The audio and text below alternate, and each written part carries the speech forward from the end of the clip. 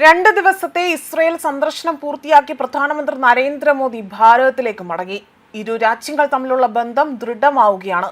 ഭൂമിയിൽ ഒരിടത്തു പോലും ഭീകരത അനുവദിക്കില്ല എന്ന് മോദിയും നെതന്യാഹും ഒരു പ്രഖ്യാപനമാണിപ്പോൾ ആഗോളതലത്തിൽ നടത്തിയിരിക്കുന്നത്.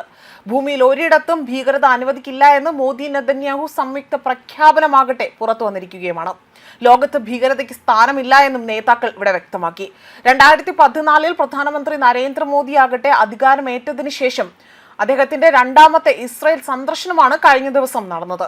പ്രധാനമന്ത്രി ബെഞ്ചമിൻ നെതന്യാഹുവുമായും മറ്റു ഉദ്യോഗസ്ഥരുമായും നിരവധി കൂടിക്കാഴ്ചകൾക്ക് ഇടയിൽ പോലും തന്നെ അദ്ദേഹം വലിയ രീതിയിൽ അവിടുത്തെ പാർലമെന്റിനെ വലിയ വിപുലമായ രീതിയിൽ അഭിസംബോധന ചെയ്യുകയും ചെയ്തിരുന്നു. അതേപോലെ ലോകത്ത് ഒരു രൂപത്തിൽ പോലും ഭീകരതയ്ക്ക് ഇനി സ്ഥാനമില്ല എന്നും ഇവർ വ്യക്തമാക്കുകയാണ്.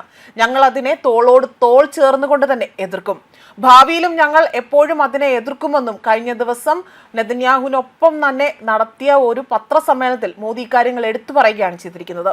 അതേപോലെ മനുഷ്യത്വം ഒരിക്കലും സംഘർഷത്തിന്റെ ഇരയാകരുത്. US പിന്തുണയുള്ള ഗാസ സമാധാന പദ്ധതി അത് സമാധാനത്തിലേക്കുള്ള പാത തുറന്നിരിക്കുകയാണ്. ഈ ശ്രമങ്ങൾക്ക് ഇന്ത്യ പൂർണ്ണ പിന്തുണ നൽകിയിട്ടുണ്ട് എന്നതായിരുന്നു പ്രധാനമന്ത്രി നരേന്ദ്രമോദി എടുത്ത് അടിവരയിട്ട് പറഞ്ഞ മറ്റൊരു കാര്യം. സാങ്കേതിക വിദ്യ, ഊർജം എന്നിവയുൾപ്പെടെ തന്നെ വിവിധ മേഖലകളിൽ ഇസ്രായേലും ഇന്ത്യയും തമ്മിലുള്ള ഭാവി സഹകരണത്തെക്കുറിച്ചും ഇവിടെ സംസാരിക്കുകയും ചെയ്തിട്ടുണ്ട്. മാത്രമല്ല ചില ദേശീയ മാധ്യമങ്ങൾ പുറത്തുവിട്ട റിപ്പോർട്ടുകൾ പ്രകാരം തന്നെ ഇത് വലിയ രീതിയിൽ ഈ ഒരു കരാർ അത് വിപുലമായി തന്നെ വിജയത്തിലേക്ക് എത്തുമെന്ന് തന്നെയാണ് ഇവർ റിപ്പോർട്ട് ചെയ്തിരിക്കുന്നത്. അതേപോലെ തന്നെ ചടങ്ങിൽ ഇരു രാജ്യങ്ങളും തമ്മിൽ 16 ഉഭയകക്ഷി ധാരണാപത്രങ്ങളിലാണ് ഒപ്പുവച്ചിരിക്കുന്നത്.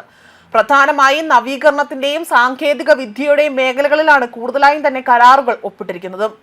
മോദിയോടൊപ്പം തന്നെ സംസാരിച്ച നെതന്യാഹു ആകട്ടെ ഇന്ത്യൻ നേതാവിന്റെ സന്ദർശനത്തിന്റെ അത് വലിയ അതിശയകരം എന്ന ഒരു അല്ലെങ്കിൽ അസാധാരണമാകും വിധം ഒരു കാര്യമെന്നാണ്, അതായത് അത്തരം ഒരു സന്ദർശനമാണ് നടത്തിയിരിക്കുന്നത് എന്നതാണ് വിശേഷിപ്പിച്ചിരിക്കുന്നതും. കൂടാതെ തന്നെ ഇരു രാജ്യങ്ങളും തമ്മിലുള്ള സംയുക്ത നവീകരണത്തെക്കുറിച്ചും അദ്ദേഹം സംസാരിക്കുകയും ചെയ്തു. നമ്മുടെ ഭൂതകാലത്തെക്കുറിച്ച് വളരെ അഭിമാനിക്കുന്നുവെന്നും പക്ഷേ ഭാവിയിലെ കീഴടങ്ങൽ പൂർണ്ണമായും ദൃഢനിശ്ചയം ചെയ്തിരിക്കുന്നതാണ് എന്നും നമുക്ക് ഒരുമിച്ച് അത് കൂടുതൽ നന്നായി ചെയ്യാൻ കഴിയുമെന്നതാണ് അദ്ദേഹം വ്യക്തമാക്കിയിരിക്കുന്നത്.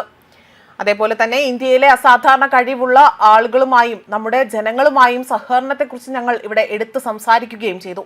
ഇത് കൃത്യമായ പദ്ധതികളായി തന്നെ ഞങ്ങൾ വികസിപ്പിക്കാനാണ് ശ്രമം നടത്തുന്നത്. അതിന് പ്രത്യേകമായി തന്നെ ടീമുകളായുള്ള ഒരു വിപുലമായ കൂടിക്കാഴ്ച നടത്തുകയും ഇതുമായി ബന്ധപ്പെട്ട കാര്യങ്ങൾ കൂടുതൽ ചർച്ച ചെയ്യും എന്നതാണ് ഇപ്പോൾ ബെഞ്ചമിൻ നെതന്യാഹു വ്യക്തമാക്കിയിരിക്കുന്നത്. അതേസമയം ഇരു രാജ്യങ്ങളും തമ്മിൽ സഹകരിക്കാൻ ഉദ്ദേശിക്കുന്ന മേഖലകളിൽ വലിയ രീതിയിൽ, അതായത് പ്രസിഡൻഷ്യൽ അഗ്രികൾച്ചർ, സോഫ്റ്റ്വെയർ അധിഷ്ഠിതമായി തന്നെ അതേപോലെ AI എന്നിവ എടുത്ത് ഇവിടെ ഇതിലേക്ക് കൊണ്ടുവരുമെന്നതാണ് വ്യക്തമാക്കിയിരിക്കുന്നത്. അതേപോലെ തന്നെ ഇസ്രായേലും ഇന്ത്യയും നവീകരണത്തിൽ ശ്രദ്ധ കേന്ദ്രീകരിക്കുന്നുവെന്നും രാജ്യങ്ങൾ അവരുടെ സർക്കാരുകൾ തമ്മിലുള്ള സഹകരണം വർദ്ധിപ്പിക്കുവാനും ഇവിടെ കൂടുതലായി പദ്ധതി ഇടുന്നതായി തന്നെ ഇവിടെ എടുത്തു സൂചിപ്പിക്കുകയാണ് ചെയ്തിരിക്കുന്നത്. ന്യൂസ് ഡെസ്ക് കർമ്മ ന്യൂസ്.